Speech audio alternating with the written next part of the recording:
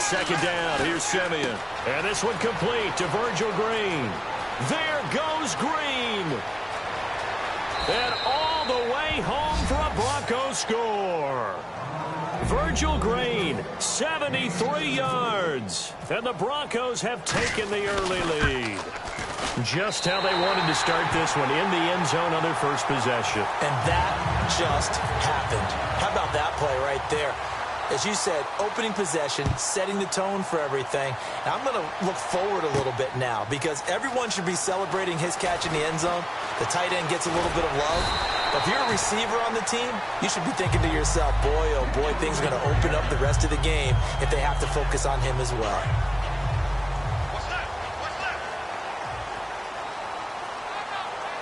Possible run anticipation here as the D-line sandwiches together. On first down, it's Smith. And Conley's got it over the middle. That throw good for 4. It's second down. This is the offense we're going to see coming up in this one, and Travis Kelce will be key. What a tremendous weapon he is, especially in the red zone. Knows how to find the end zone when running his routes. Play action. It's Smith. He's going to go deep for Conley. And incomplete there. A nice hit. Jars the ball free and brings up third down. And a look now at how the Broncos line up defensively. Von Miller is so good that he doesn't even need a nickname. His ability to bend and dip on the pass rush, unequaled in this league. Throwing on third down, Smith. He's got the hook up with Conley. And he'll be out of bounds up past the 45. A pickup of 11, and it moves the chains. I like watching the wide receiver screen because it's a real teamwork play. Because guess what? The guy catching the ball, he'll get all the credit. But how about the people have to block in front of him, either fellow receivers or offensive linemen? That makes that play a really nice timing play, and sometimes it can break big. So nothing there. I don't know that that's all in the back, though. You got to look at blocking there, don't you? I would agree with that totally. At some point, they have to win at the point of attack. Instead, it was the defense getting it done again and holding them to no gain. They run again with Ware. And this may be a carbon copy as he'll again be stopped right at the line of scrimmage. It's been a heck of a year in Kansas City for running backs because Jamal Charles, who naturally would be the lead back there or just about anywhere else he would like to play, he didn't get the number of carries you would expect due to injury, but Spencer Ware has jumped in and played quite well, partner. Yeah, should finish right around 1,000 yards. Struggling a little bit down the stretch, but got a playoff push to think about as well. Yeah, I think that'll motivate him with the last couple of games, as well as you said, getting into the playoffs and having a chance to run on a national stage. But that was pretty nice to watch if you like a defense's perspective because they understood where the first down line was as much as the offensive guys did. Did not give up any more ground, and when the ball was thrown, reacted really well and swatted it away. One of the advantages of zone defense, you never take your eyes off the quarterback, and when he reacts, you do exactly the same and go get the ball. And Hill with it over the middle. And he will have first down yardage as he's brought down at the 41. 11 yards on the pickup, and on fourth down, they're able to convert and move the sticks.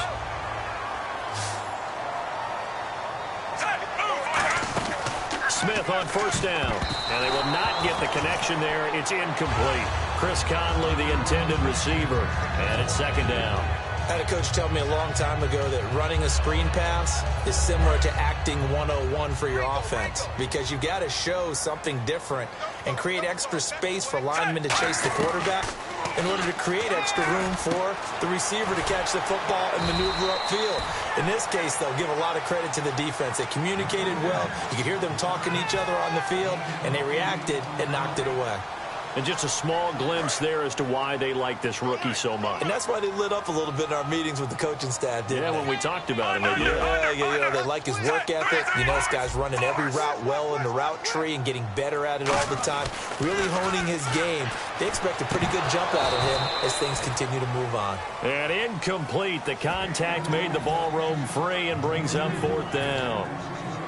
It's a tried and true formula, and I don't think it'll change for as long as we play football. If someone's trying to throw the ball and you can put pressure on them and make it tough, that's only going to help your defense. Yeah, he's since being hurried. He got rid of it before taking the hit, but incomplete. Smith, and this is caught. He hits Macklin. It's a 4-yard pickup, and they're able to pick up the conversion here on 4th down. I remember in pregame when we were talking to him on the field, and he took his gloves off and showed us his fingers. A few misshapen ones in there, and now we know why, trying to catch those types of bullets. That was a dart. Yeah, even for a talented receiver, those are tough to hang on to. They go play action here on 1st down. The tight end Kelsey has it over the middle. What happened to Kelsey in Week 15? He was under 100 yards. He had 4 straight weeks of over 100. He couldn't set the record for a tight end with 5 straight over 100. Yeah, just really fell off the pace, didn't he? I think what it probably meant, a lot more attention paid to him in the passing game. A lot more guys trying to cover him. He's having a sensational 2016, and I know that he's going to be a big target for Kansas City down the stretch. Now a play fake here on 1st down. That is caught at the 7-yard line. A good pickup there. 8 yards on the 1st down completion. And a really long drive here, and it goes on and on. Back now with Charles Davis. I'm Brandon Gaudin as the Chiefs in possession of the football as we begin the 2nd quarter. They're looking at a 2nd and short yardage to start things out.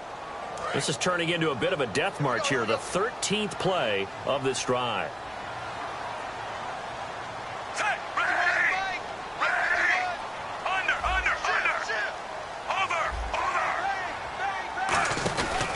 On the run, it's Ware.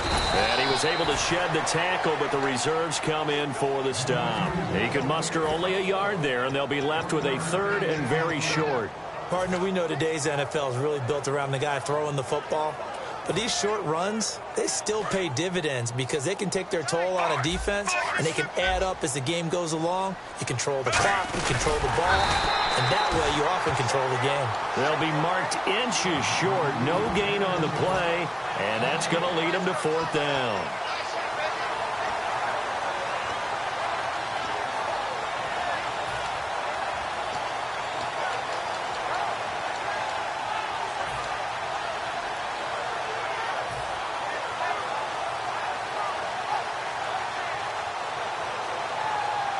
The offense here not budging. They're going to fight for it on 4th and inches.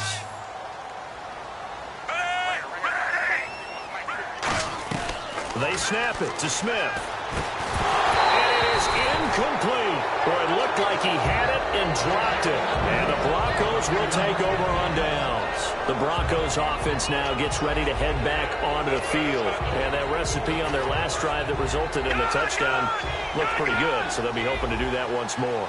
And it takes me back to when we sat with the offensive coordinator and the head coach. They felt pretty good about their game plan and thought there were some holes in the defense, and they exploited them the last time out. Let's see if they can come back and put together a similar drive. And we'll see if they can do just that. On 1st and 10, Simeon escaping the pressure right. And he takes a shot on the release as this will be incomplete. All right, as we sit here right now, let's look after Week 15 teams that are in. Seahawks clinching NFC West, NFC East Cowboys in, AFC West Raiders, and then, of course, the Patriots out of the AFC East. Who do you like? I tell you what, it's still hard for me to go against the Patriots, even though we know that Gronk won't play throughout the playoffs. They know how to adjust better than any team in football. But Dallas, I know people want to find a way to knock them out of this deal. I think that youth will be served for Dallas, and what Dak Prescott and Ezekiel Elliott are giving them, I think the rest of the team is feeding off of it. One team I didn't mention maybe that could make some noise, who? I would say Green Bay, because they still have a chance to win the NFC North in a showdown possibly with Detroit in the final week of the season. Green with a catch left side, and he'll be brought down shy of the 40 at the 38-yard line. Seeing that play and understand just how tough it is to cover tight ends, especially the ones running around the NFL nowadays, makes me glad I didn't make it in that league. I would have had a really difficult time. But now you get to sit up here with me. Yeah, and that's fun, isn't it? And what a really nice game right there on 1st down for them. Brings up a nice 2nd down for them. A nice pickup there of 11 yards, and it'll move the sticks.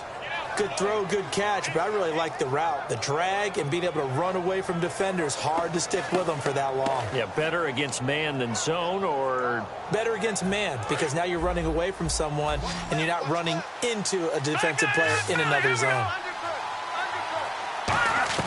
On first down, it's Simeon. And they're not able to hook up there. Incomplete. Brandon, I think the NFL in recent years made an absolute brilliant tactical decision, and that was to move a lot of the divisional games to the end of the year in hopes that it would mean something. And, you know, remember at that time it was, hey, we don't want people to rest players down the stretch.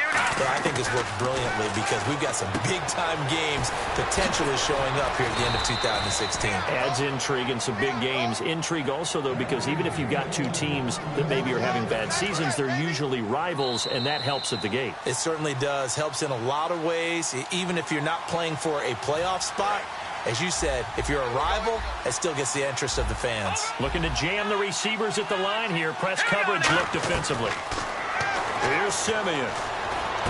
Incomplete into the hands of Fowler. That throw good for 4. It's second down. When you see zone defense and you know you've got a drag route on as your primary call, you've got to be really careful as a passer about how far you let your guy go because he might wander into some tough coverage. 6 yards to go here on second down. They come out 5 wide, 3 of them to the right side. Here's Simeon. Eluding the pressure right. On the right side, caught by Green. 4 yards on the completion, and it sets up a third down. Boy, the evolution of the game and how these guys on plays like that can get out of the pocket, keep plays alive, it just makes things so much harder for defenses. It really does, and we're talking about an era in the game where the quarterbacks are the most athletically gifted that we've seen in a bunch. I mean, when you talk about collectively, it's unbelievable. So their ability to move is practiced now. It's not necessarily, oh, he just took off and you guys figure it out. When he takes off, everyone knows where to go now. They know how to run routes, change things, make themselves presentable for the quarterback. It's a lot of time that they put in on it. It's not just your static 1, 2, 3. This is where the ball goes anymore. Call it a 1-yard gain on the play. And on fourth down, they're able to convert and move the sticks. On first down, this is Forsett. And nothing doing. He's immediately taken down at the line of scrimmage. Now hold everything here. We're going to get a timeout by the offense. It's just their first, so they'll have 2 remaining here before we get to halftime. Long drive. The defense just cannot seem to catch a break and get off the field. It's a 5-receiver set. 3 to the left, 2 to the right. Now Simeon. He throws and he hits the slant route to Thomas. For Thomas, making now 5 straight years that he's hit the 1,000-yard mark in receiving. He went over that in Week 15. And also look at it this way. Wide receivers crave consistency. They crave continuity with their quarterbacks. If I'm not mistaken, that's at least 3 different quarterbacks that he's had a 1,000-yard receiving season with. That was a nice grab. Just couldn't get the feet down, right? You need that toe tap sequence there. Whatever size shoe he's wearing, probably need about a half size smaller to complete that one. On 2nd and 10, Simeon. Toward the sideline, and look at that catch. Dragging the toes, and that's going to be a first down. Well done. Let's make this one simple. What a catch, especially the finishing part of getting his feet in bounds, toe tapping, and, of course, foot dragging. A little tapestry, if you will. Oh, I like it. They go play action here on first down. And he is into the end zone for a Denver touchdown. Juwan Thompson as the first half is winding down. Now whistles here, and we're going to get a timeout taken by the offense as they'll use their second one of this first half and make sure they've got the play call right. So they're going to go for 2. Looks like the defense in press coverage here.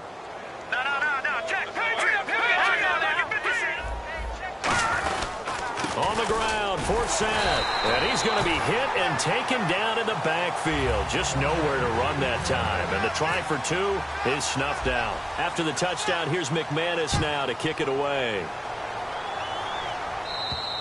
And they will not get a chance to return this one as it's through the end zone for a touchback. And now here comes Kansas City. And with time quickly fading here in the second quarter, not sure how aggressively, offensively they want to play this. I think we'll find out just how much they trust their guys in this situation if they decide to take a shot.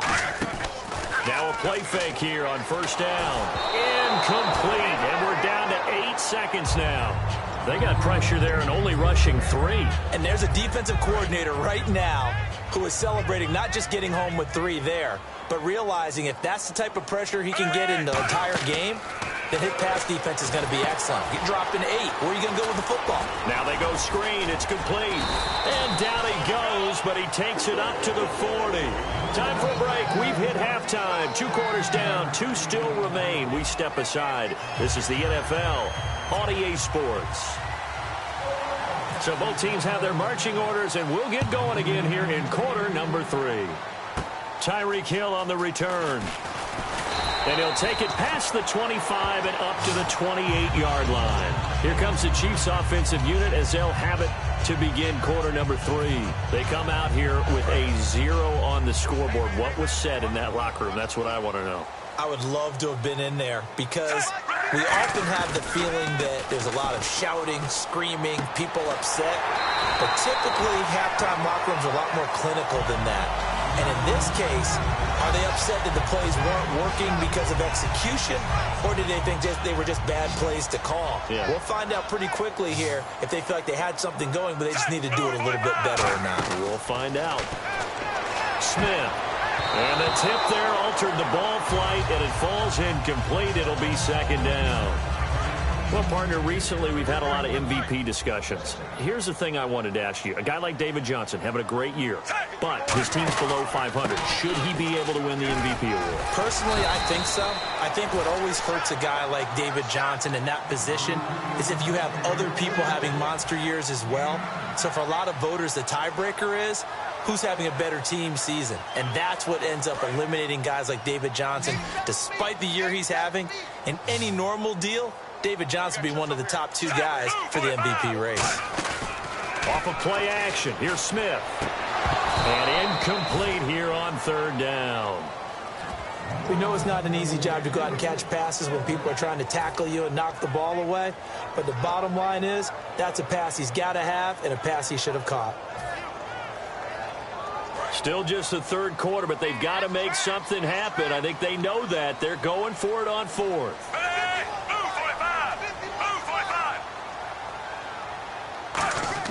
Here we go on 4th. Smith. And able to find Conley. A gain of 4 on the play. And they're able to pick up the conversion here on 4th down. Well, it all came together on that one, didn't it? Big time throw on 4th. Now that had to feel good, didn't it? Taking that type of a gamble there, making it pay off. What a throw. And tough as a receiver because no matter how perfect the pass, you know it's 4th down and you got to convert. A little bit of extra pressure, but he overcame it. And he gets it inside the 35 and just shy of the 30. So many times you hear today's NFL described as a space game. Get your best players into space with the football in their hands. That's why sometimes you just swing it out to your runner, get him out in the flat, and let him have a chance to make people miss an open field. Just a yard on the catch there. It'll be 2nd and 9. The goal of a wide receiver screen is get enough blockers in front to create a wall and let him pick his spot to run the football. How about the defense there, swarming to it and not allowing that to happen? Did not let him get downfield. And the hit jarred it loose. It's incomplete.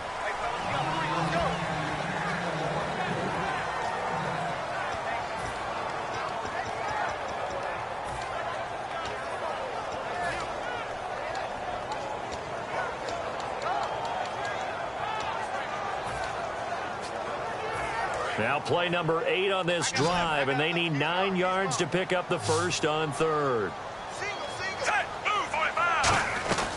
Throwing on 3rd down, Smith. And Hill with it over the middle. And he gets the first down yardage before he's brought down just outside the 10 at the 11. And, boy, they had high praise for this rookie receiver when we asked the coaches about him, didn't they? They certainly did, and obviously they liked his measurables, otherwise they wouldn't have brought him onto the team. Height, weight, speed, all of that.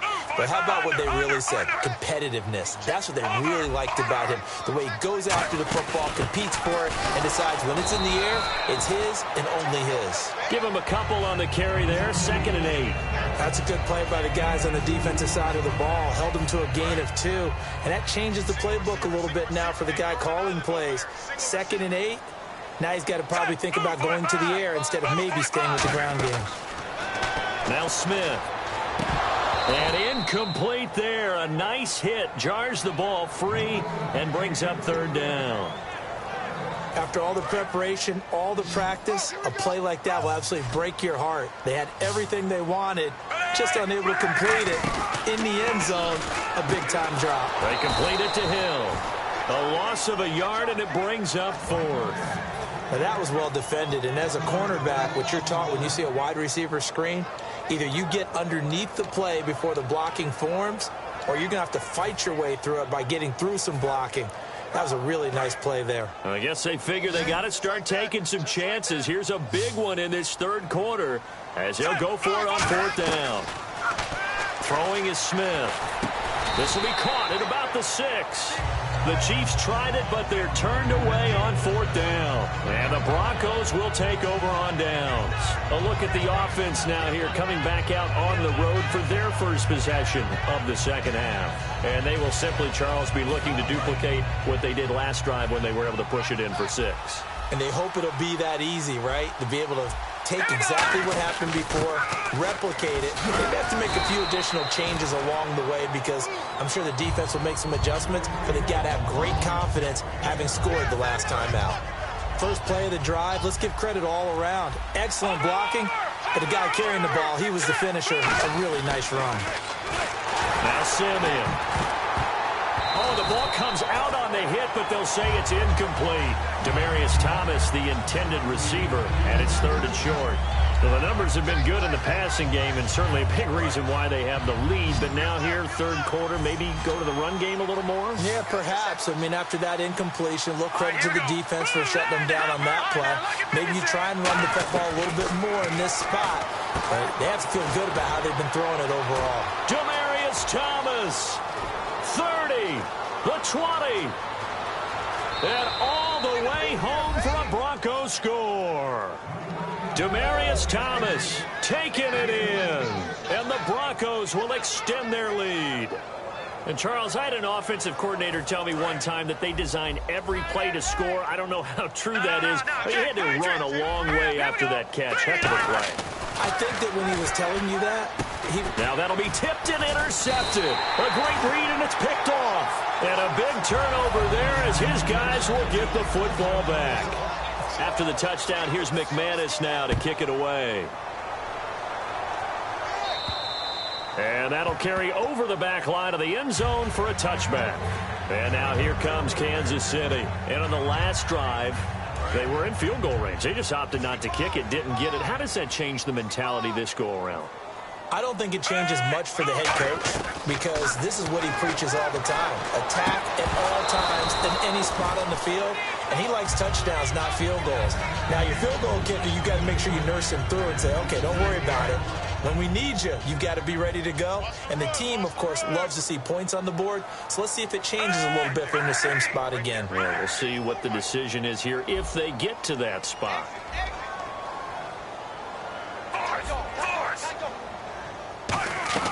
On 2nd and 10, Smith. Oh, he'll want that one back. Incomplete. He doesn't drop too many in that department. 3rd down. Defense has set themselves up nicely. 3rd and 10 now. Play action. It's Smith. And he'll go out of bounds across the 35-yard line. A gain of 13 and also a first down. And that's how you pick up a first down. Not only does he make the catch, but has enough body control to get his feet down inbounds, toe tapping and dragging to make sure he gets it done. Let's go, Pete. Tighten up. Let's go, Pete. Tighten up. Now a play fake here on first down. He's going to go deep for Conley. And incomplete on the deep ball. We're back now in KC. It's the Chiefs with a football, but with work to do on the scoreboard. They trail as we start quarter number 4. And on 2nd and 10 now. They come up in an empty set. 4 wide receivers, 1 tight end. Smith, complete. This is Albert Wilson. And he's taken down, but not before getting this across midfield and just shy of the 40. Never make the mistake that the slot receivers, especially the little guys like we're watching here, are just quicker than fast. A lot of them combine quickness and speed, and they catch a lot of footballs, as we just saw there. To throw is Smith. Now a clash of bodies here, and it's intercepted. Picked off by K'Von Webster. And a big turnover there as his guys will get the football back. And Denver getting set to take the field. And they were able to punch it in the end zone last time. They'll be looking to do that again here for the defense. Obviously, they'll be looking to stop them from punching it back in the end zone. It always is punch-counter-punch, isn't it? And which team has the advantage? Well, let's just go back. Last time on offense, they rolled downfield, got into a good rhythm. You can see a little more bounce in and out of the huddle. You can see the sideline really get into the game. So defensively, you're thinking to yourself, how do we take that away from them? How do we get the advantage back? Let's see what they come up with. I think pressure is always the first way to go. Well, this is taken in. It's complete. And all the way down to the 39. A huge play there for Denver. 46 yards. And defensively, they just don't seem to have much of an answer for this passing game. Not at all. Look at the confidence that's exhibited here. With that type of a lead, clock on their side, instead of running it, they're still throwing it, trying to pick up first downs and keeping the football. Tamba Ali there to bring him down. And after the play on the ground, that brings up second down here.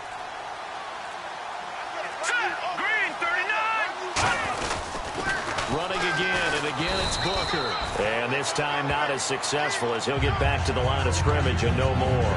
A couple of Chiefs there to bring him down. So 3rd and 5, 3rd and medium here.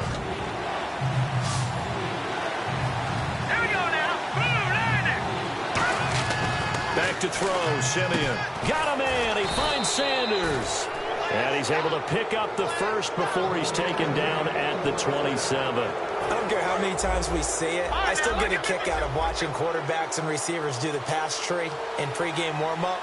But I always remember that when we go to practices, we see that after practices as well. They really tune it up, don't they? They tune it up. They know why they do it for these situations. First down. And they build that trust, and that's why they're able to find him in this type of a situation. And here comes play number 6 on this drive.